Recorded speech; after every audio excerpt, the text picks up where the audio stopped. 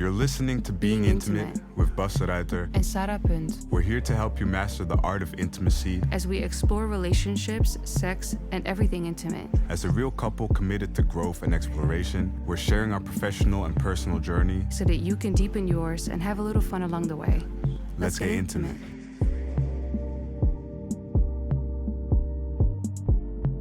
Welcome back to another episode of Being Intimate. My name is Bas. My name is Sarah. And together we are Being Intimate. Yes. We've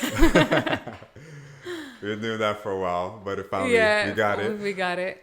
So today's episode is going to be a very interesting one about BDSM. BDSM is a practice, I would say, that... Yeah, a practice, a lifestyle. A lifestyle that has actually been a huge part of our journey. Yeah.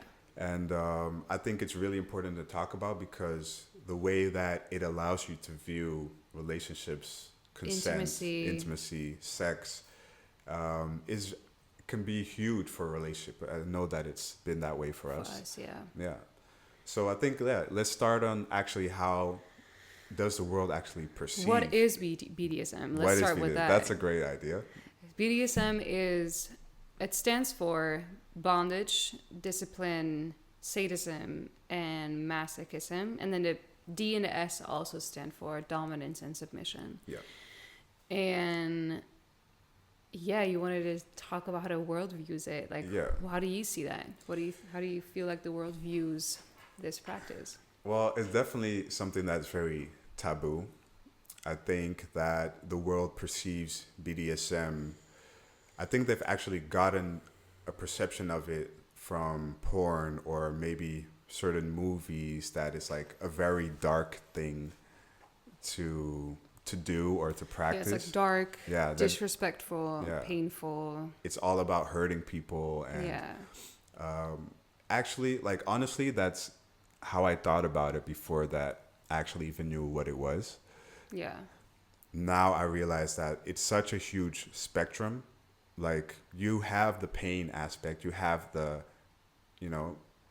masochistic sadism aspect. Yeah. But there's also the whole different side that can be very soft. Yeah. And for me personally, that's where I find myself in the most.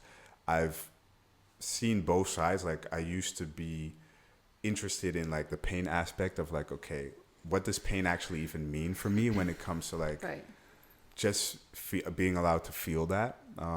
I know that for myself, I know I'm diving in a little more personal right now, but I noticed, but it was very hard for me to actually allow myself to feel pain, because if I would, like, even physically or just emotionally, I would get into a part of my mind where I like block that out. And through practice of BDSM, and for me that would be maybe like a whip on my back, so that like to really feel physical pain would really help me get to a point where I could like actually feel what I'm feeling. Allow your emotions in. Yeah, allow my emotions in. And for me, it was very difficult to even cry, because I whatever pain, mental pain, physical pain, emotional pain, I would just block out. And this, through actually being aware while receiving pain, it allowed me to actually feel myself and feel my emotions and be able to express them. Yeah, and be able to express them, and in a space where it's actually safe, So that was huge for me. So actually, a practice like that allowed me to be more intentional and more connected to what I feel just in daily life. But now I've actually gone through that process, and it's completely switched into like a lot softer side where actually allowing myself to feel, and others, through soft touch, which is also an aspect of BDSM. It's more of an energetic exchange for you, I think now.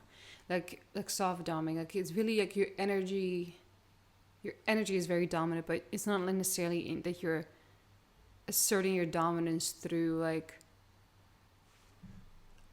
I mean, yes, through physical actions, but not ones to really put you down. Yeah. Like, not forceful in that way.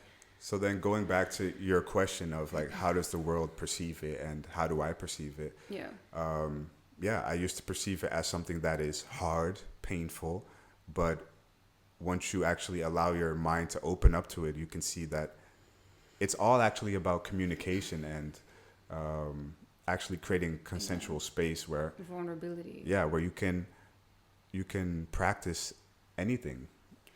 For me, it really feels like a playground for adults. Like just as, and maybe it's strange to make that connection, but as a kid, you just go, you just like, you're playful, you fall down, you get back up, you cry, you continue, like you have a good time, you explore, you go about like feeling sensations, like things are new, you know. And for me, BDSM was that place where I could feel like I could explore again. I could explore my senses again, my bottom, your biggest sense organ, your skin, and without it feeling, without being judged in it, and being in that safe Yeah. space. And yeah. So what in that safe space has actually allowed you to like learn the most?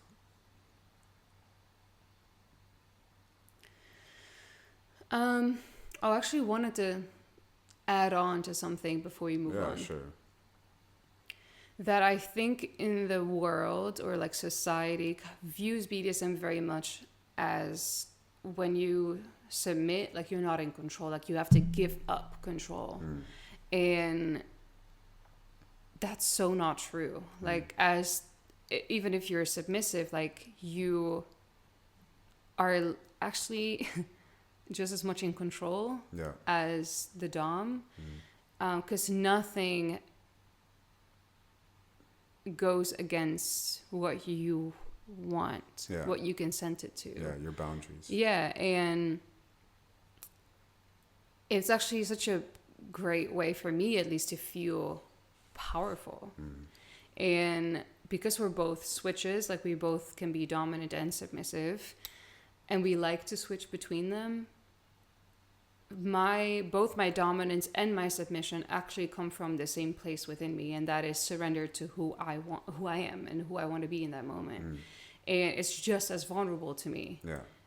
I don't feel less vulnerable when I'm doming or than I am when I'm submissive. Yeah. Like there's so much vulnerability in allowing myself to take control consensually. Yeah. And same with giving it up consensually. But both, it's two halves of a whole in that experience, always. I think it's really important that you say that, because going back to the taboo part of like how people view it, I think also a lot of people view submission as something that makes you weak and losing control. It's so, you need to be so like strong to mentally and emotionally to like truly do that. Yeah, to decide to do that. And also, like I also say to my clients during massages, like you may be laying there, but you're actually the one that's still in control, because you set the boundaries as well, that nothing goes past that. Like you are in complete control of everything that happens. You can stop at you can stop at any time that you want. You can ask for whatever you want. If it's going to be done, that's a different question, but you have control. Like you're not giving up, like allowing everything to just be done to you. Like, that asks for a form of control. Yeah. Always. Yeah. How do you feel that BDSM has impacted and improved our relationship? I would say it has improved trust a lot. I think we've learned a lot of trust within each other because of BDSM, and the aspects of that we switch, like being dominant, being submissive. Like I know that in our relationship, it started more, we switched from the beginning, but I mean, not as much. Not as much as now, but I think I was in a more dominant position. Definitely. Which was actually also new for me. I haven't felt myself in a space where I felt like, oh, I can actually tap into that energy where I feel dominant. And speaking for you, like I know that being submissive was a lot more tricky. Yeah, because it came, the moments that I have been in quote unquote submissive places was not consensually. And we spoke about that a little bit in our other podcast, Sexual Healing, where the moments where I felt like I wasn't in power, in control, were the moments where I have been just traumatized. So the idea of like then not being in control, even though like in our dynamic I'll always be in control and you always be in control, but that just came up with a lot of triggers and a lot of flashbacks and like things like that, but which is also the reason why I wanted to practice this with you. And we kind of set this dynamic from the beginning where, okay, you are going to step more into a dom space and I'm going to step into a submissive space because I needed to learn that I'm safe doing that. Yeah. And after I felt we kind of got through that, we started switching a lot more. Yeah. And yeah. I'm kind of getting like a flashback. What are you thinking about? Well, I'm not going to be too specific about it, but it's like just thinking back at the moments where it's like you would get into an energy or a position where it's like you're more submissive, but then actually seeing what that did for you. Like I could actually see that, oh, this is new for you to actually feel safe in allowing this and that you trust me. And going back to why I said trust is like, oh, you being able to trust yourself in a position that you've never actually felt safe in. And for me as well, like being then dominant. Also knowing what I've been through. Yeah, knowing what you've been through, like actually seeing you go through that and actually work through that and get stronger, and communicating about it after created so much trust, because now I know how we can be together, because with the communication part, like we communicate during the moment, we communicate after, also before but those things created more trust because we kept practicing that and kept seeing how we handle that, and then that just flowed back into our relationship, like knowing every aspect. I know that you're able to communicate about whatever happens or that we can work through that. And it's the same for just a normal conversation, for a conversation where we have role play. Like it's brought me so much trust in myself and in you in this relationship.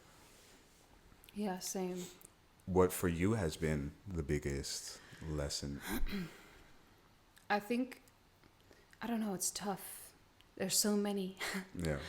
But I think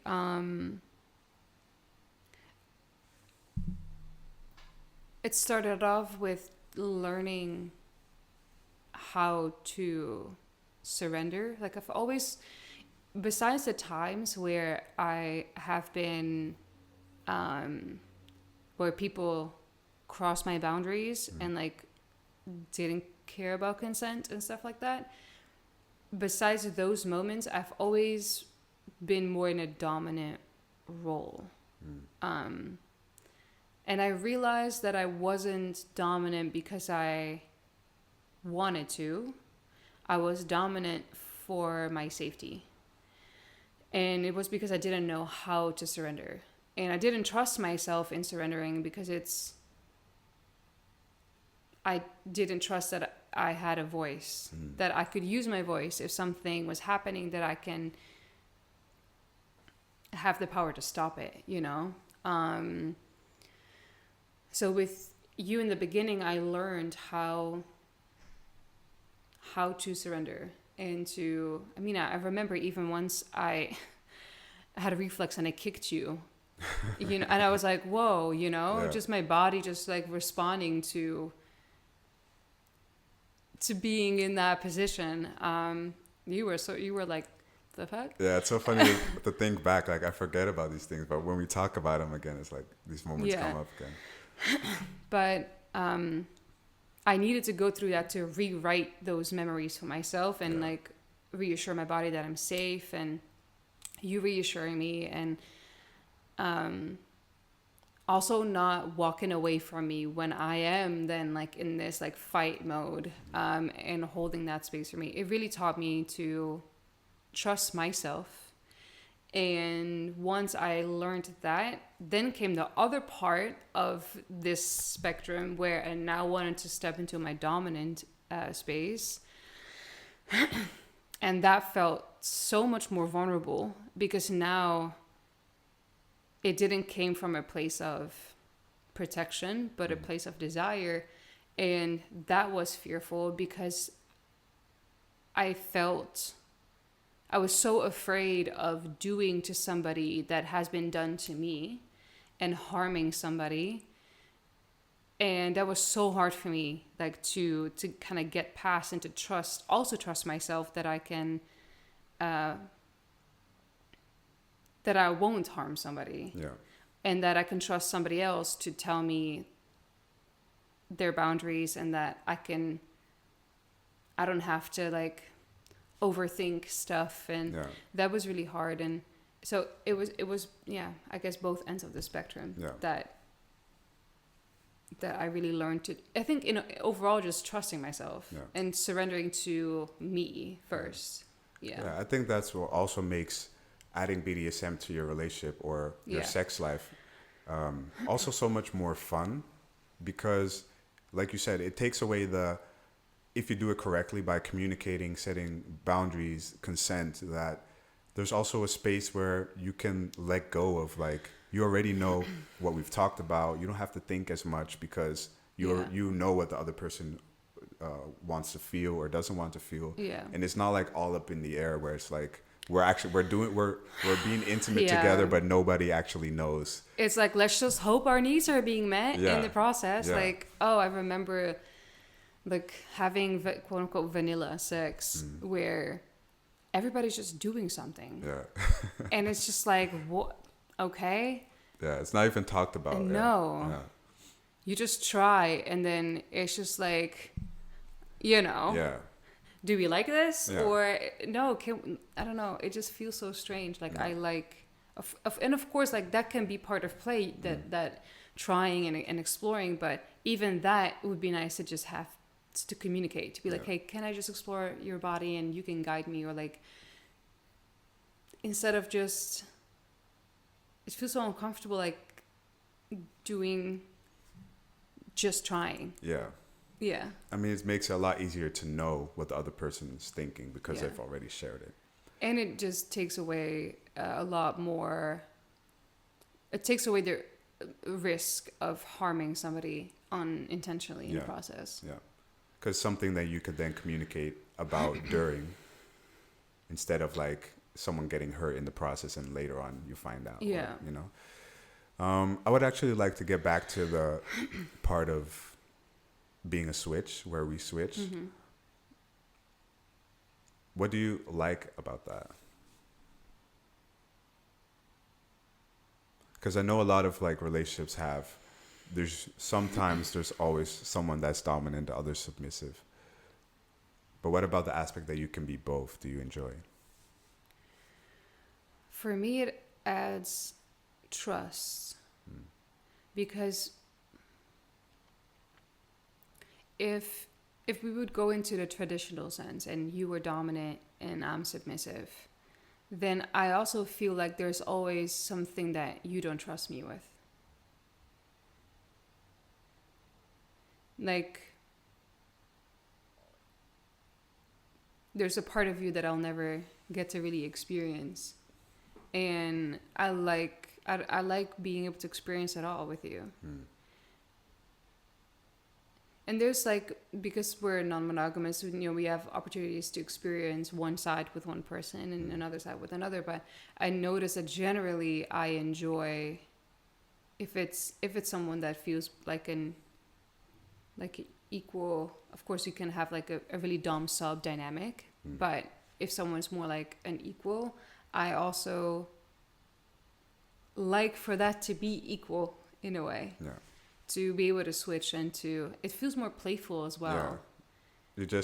You can have like one play session, for example, and then see so many different aspects of someone. Yeah. Yeah.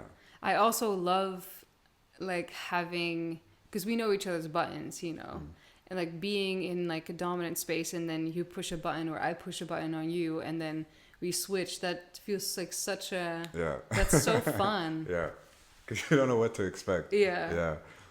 Yeah. I think for myself, what I like about that is that also like allowing myself to explore a more submissive side. I think as a man, that's something that is allows me to actually see a whole different version of myself, because I think there's a big idea around men. What are you laughing at? Flashbacks. Go on. Little perv. But yeah, just like how it's perceived for men to be, you know, it's you have to be masculine all the time. You have to be dominant all the time. And even though those are aspects that I enjoy being in, like actually letting go of that idea of how I have to be, how you should be, or how I should be, is such a good feeling, because it's like, oh, if I let go of like how the world would perceive me or thinks that I should be, I can actually be a different side of myself. You can be all of it. I can be all of that, and I can explore that and allow myself to be more softer, allow myself to receive. Which has been a journey. And once I was able to also, after exploring the more dominant side, also allowing myself to explore how I am when I feel more submissive, and then just bring all of that together. And then we kind of went through that journey on our own, but and always bring it back together. And then it's like, yeah, we can play together, we can be intimate, we can be sexual, and then I can see all these sides of you. Yeah, which again goes back to trust, you know. What are you thinking? I'm just thinking of like moments that we shared, and just how impactful that has been in our relationship. But I wonder though, like, there's like multiple questions going through my head, and I'm trying to like pick one.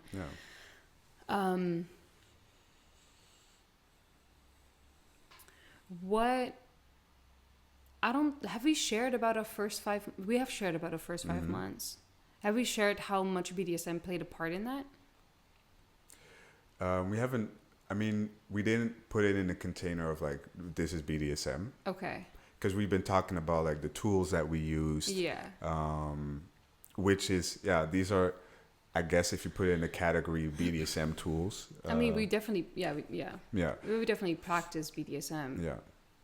Is it something that you can share about those first 5 months and how that looked in the container of BDSM? Yeah, I mean, it's similar to what I explained in the other episode, but actually finding different ways to be sexual and intimate together and explore each other's minds, each other's bodies, in a playful way. Without sexual activity. Yeah.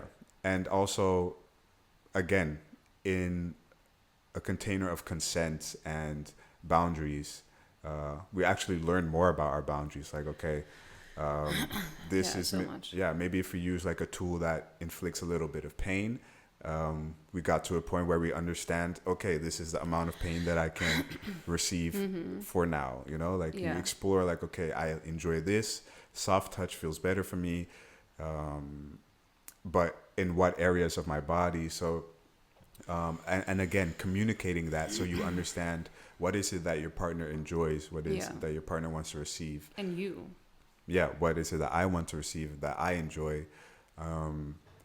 But also then going back to like, because we did that the first 5 months, we've also noticed that, okay, there's certain ways that I or you enjoy pain.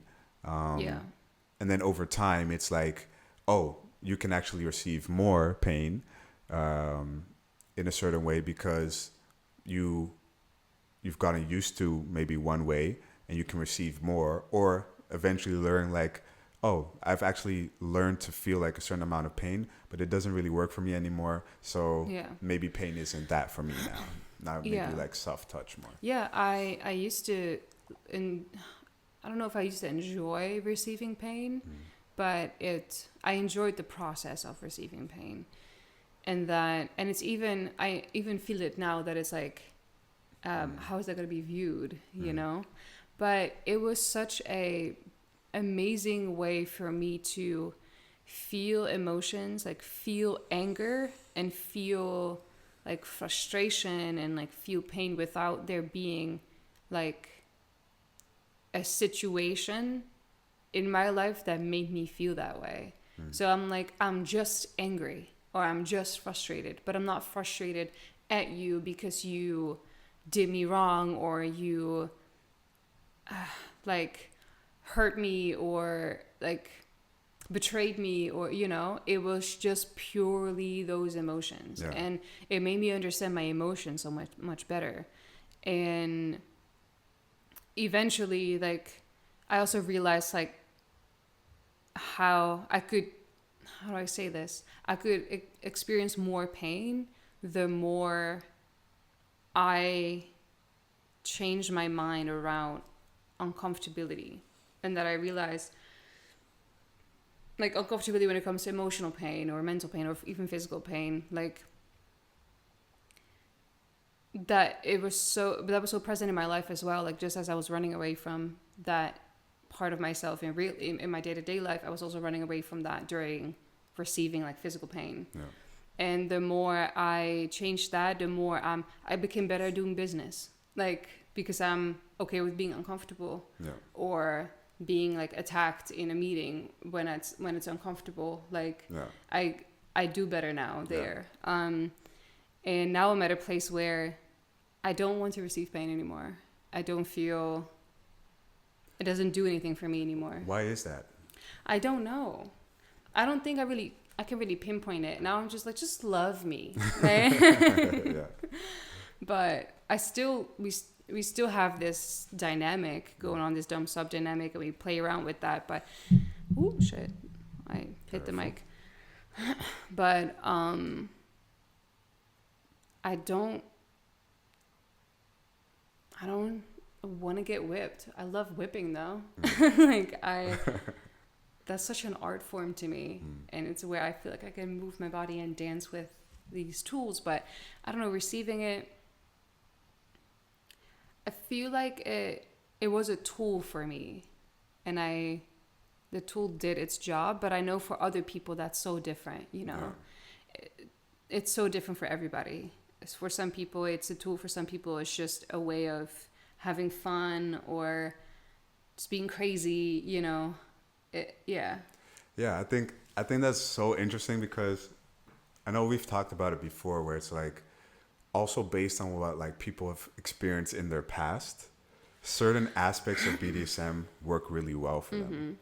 So it's like some people maybe have like grown up and experienced something that, you know, maybe inflicted pain and some psychological effect, where then they practice something in the form of BDSM, which kind of connects to that, maybe that trauma that they've been through. Or I find that so interesting how that works and how the mind goes about that, you know? Yeah, but I also want to make sure that we put out there that it's not necessarily linked to trauma. No. That's another misconception that people have, that only people that are traumatized enjoy BDSM. That, No, it's just a tool for exploring your fantasies, exploring your body, exploring emotions, sensations, vulnerability, power dynamics. Like these things, all these words that I just said are words that apply to us being human in life.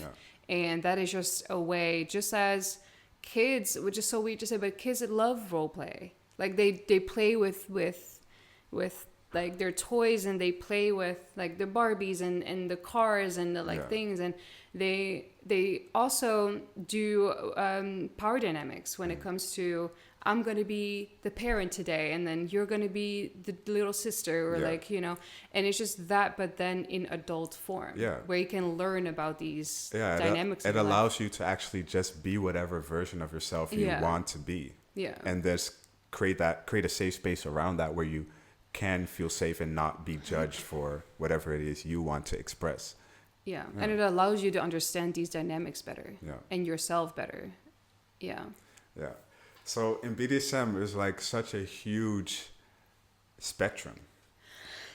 It is a huge spectrum. Yeah, because like when I have, Sorry. what's up? I was gonna say, do you remember this BDSM like check? I was about to list? say that. There's so Yeah. much on there. I was like, whoa, Yeah. there's like so much. There's so much to like explore, and I feel like in that there's something for everybody to like find something that, you know, works for them, that can add to their relationship or their sex life. Yeah. And yeah, so I wanted to ask you, like, if you're comfortable sharing like where your interests are, or like what you enjoy when it comes to that spectrum of BDSM. Is there something in there that, you know, you would like to share about? What can I share? I know Because it's so different for these different sides of me. Like there's, when it comes to me being submissive, I love restriction. It's the only way for me to shut my brain off. Like feeling like, because maybe I'm a little bit avoidant, because if I can run, I will run. Like, and the moment I feel like I'm either tied down or like, I kind of like, okay, I can just let go. Yeah. And it's so comforting to my mind. And it doesn't even have to be sexually. Like if my, like even with my friends, like, you know, we got friends that are rope artists, and like, I love when they just tie me and I just like, I'm just there, you know? Yeah. It just like helps me just calm my mind. Yeah. And I also love that aspect when if it is sexually, like I also enjoy the feeling of compression or restriction.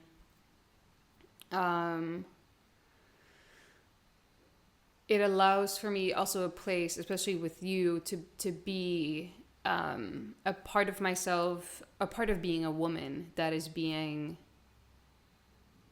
like demonized in a way, or very much judged, or like being a slut, or like being like women having desires is frowned upon, you know, that makes you like, ew. Yeah.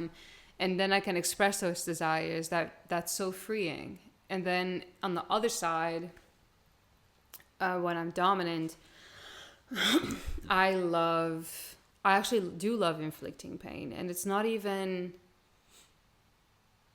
just because of the pain. It's also, and it always comes with care, I have to say. Like, I will take care of you. Yeah, definitely. But I love whipping and I love wax play. And I do think it's also, I think the whipping, because of my dancing background. Because I love how excited you're getting. Sorry. I don't think I've never spoken about this publicly, but I love whipping because it allows me to dance. And it's a part of me. I used to be a dancer. Yeah.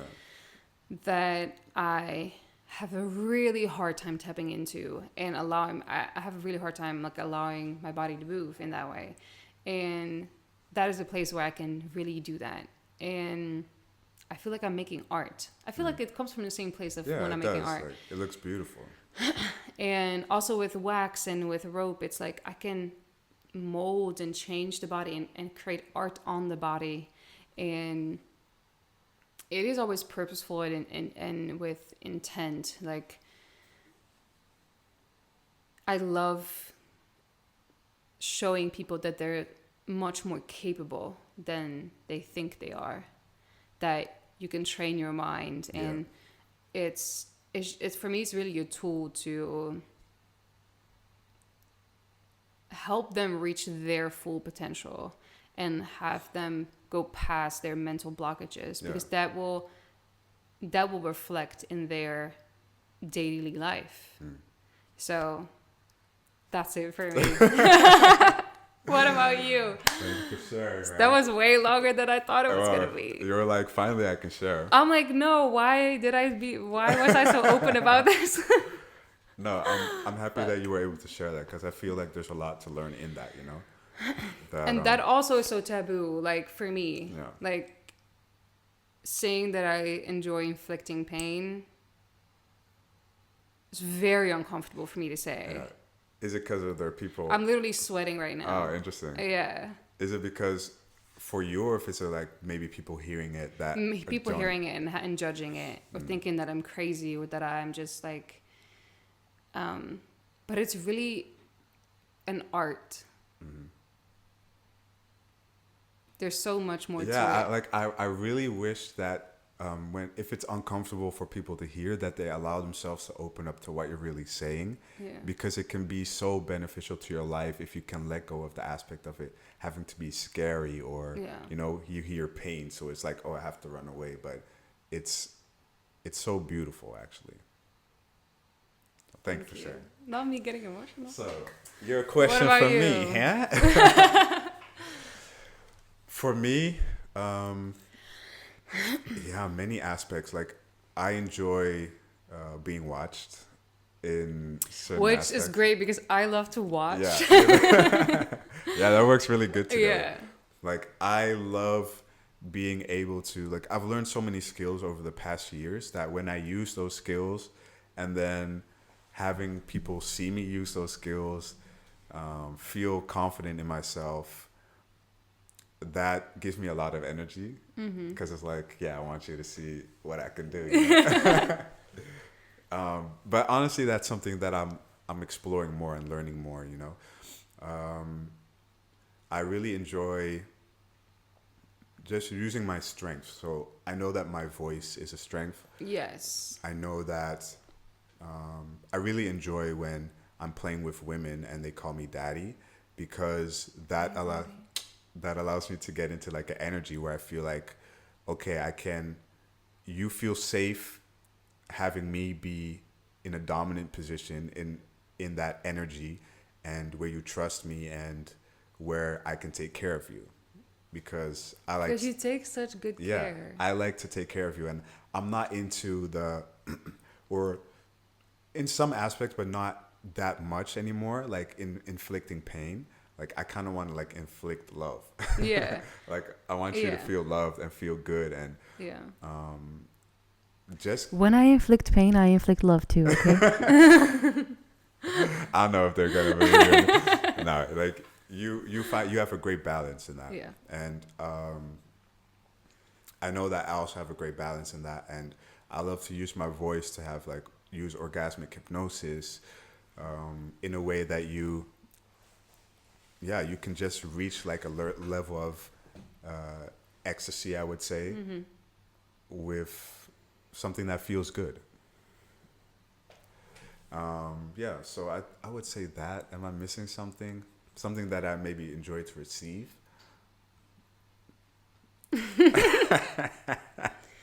No, I think it's very similar. You want to share? No, with how you receive. I mean, I don't think you had someone that can talk as well as you, but you do love the softness of it, and the care, and like.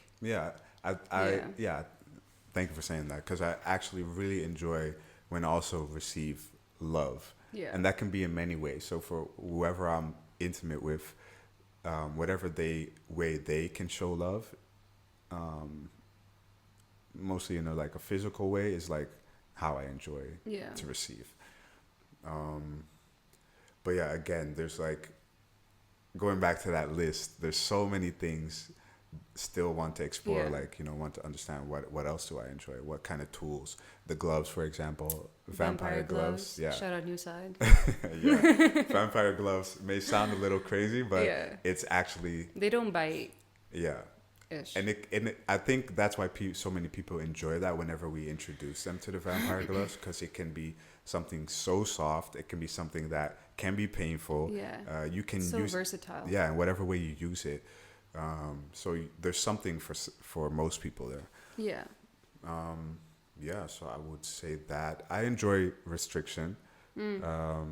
Does it do the same thing for you? Like. Yeah, it makes me calm. Right.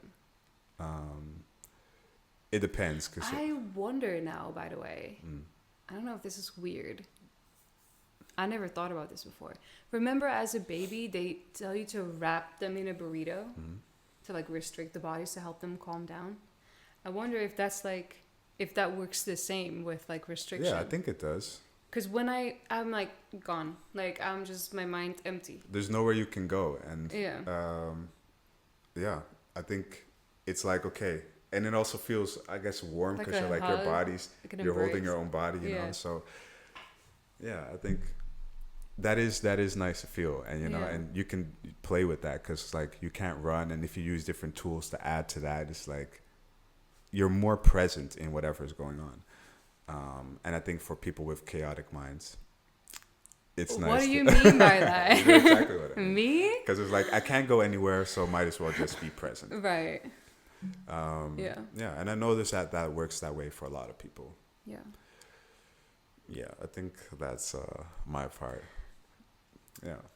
So if you would, so imagine you're talking to a couple that has no idea about Yeah. this lifestyle.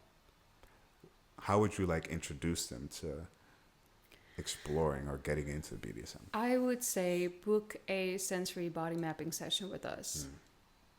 Because that is a place where we guide you through different sensations on the body. And it's just kind of like a starting point.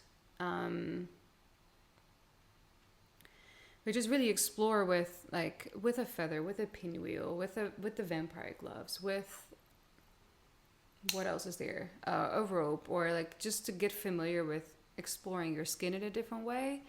And kind of what we did in the beginning, we did that the entire time, and we added a dynamic gradually to that. I think that would be helpful. I also think it would be really helpful to talk to a professional, book a session, like have this person help you like guide a session, or like write down your fantasies. I think a great way to start is even talking about your fantasies. Yeah. And slowly, like small steps, like don't dive into it, because if you don't know what you're doing, you're not going to be as safe. But take small steps, and always communicate. Always set boundaries before, always negotiate before, always like have a safe word, always do mid-session check-ins, always have aftercare, to make sure that the entire experience is coming together safely. Do you have anything to add to that? I think that's perfect. I was just thinking about there's a friend of mine. He's like calling me now to ask like, okay, how can I like get into this? Like, how can I start? And he's connected with someone that also wants to explore. So I've also been sharing like, yeah, just start off with a conversation for like, what is it that you would like to experience? What kind of energy would you like to be in? What kind of energy would the other person want to be in? And just talk each other through it. Like just try out stuff on each other. How does it feel? And just grow into that. And you're just going to notice more of like, oh, interesting how like maybe I feel more dominant. Maybe I feel more submissive. Maybe I can explore that more and see how you can just grow in that. And you're going to see that if by communicating like that, you're also going to, it's a very similar way to how you can just communicate about other stuff you're going through in your relationship. So yeah, I think it's a great practice to just benefit your whole life, actually. It really changed my life. Yeah, same. Yeah, no, for real. Like it changed how I view and experience intimacy, how I view relationships and connections, how I view being playful, sexuality. It made me better in like life shit. No. It made me feel more connected to my emotions, to my body. Yeah, it made me feel more connected to myself. Like, yeah, what does that look like for you? I mean, there's so many versions of myself that I can be. Yeah. Like, not only have I learned to be dominant in a playful space, like I can recognize that energy in myself. Like I can literally turn a switch on when I'm in a conversation with someone, when I'm doing business or whatever. It's like, okay, well, for example, I want to be more confident in this situation. I know that I feel confident when I'm in a dominant place. So I turn on that same energy, and it's maybe not a playful session, but You can use it. At the end of the day, everything is role play. Like Yeah, your entire life is role play. we all step into this role for whatever situation. So yeah, put on clothes every morning, like yeah, for different. Like you go to a party, you dress differently. Yeah. You go to your parents, you dress differently. or you go to work, you have a boss, and your boss is maybe then in a dominant position where you feel you have to be a little more submissive. It's or, everywhere. It's everywhere. So if you're able to like learn in a safe space these different versions of yourself, it's like so much easier to like tap into it. And I think that is really a superpower of just understanding who you are and what you can be. Yeah. I think that's a great I think that's a great ending. Yeah, thank you for being open about I was scared. that. I know that's a little scary. Yeah. Sorry, Mom. Well, she could use some of these things as well. No, who knows?